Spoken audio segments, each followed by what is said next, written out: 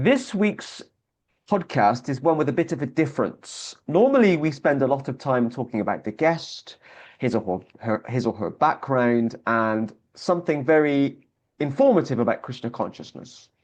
But we're doing something a bit different this week. We're touching on a really, really important issue that needs to be talked about more often and needs to be talked about in depth.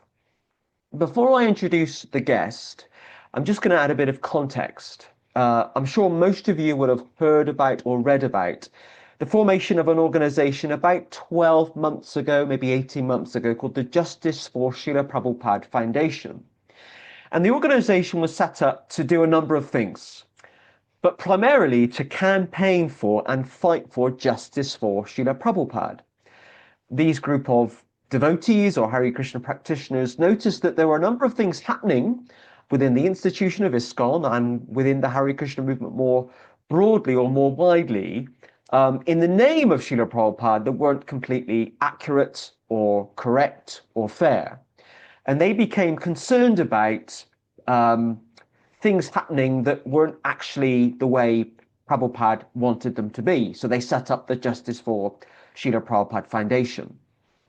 And one of the things that this group has been very strong about is campaigning against child abuse or alleged child abuse, suspected child abuse in the International Society for Krishna Consciousness, and to campaign for greater child protection or safeguarding within the institution as well.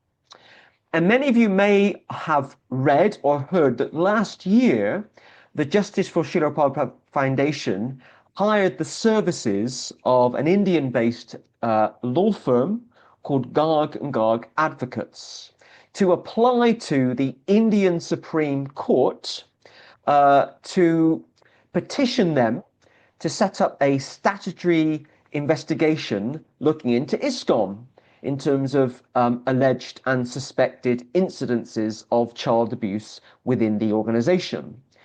And the application was successful. The Indian Supreme Court has allowed the formation of this new statutory inquiry or investigation.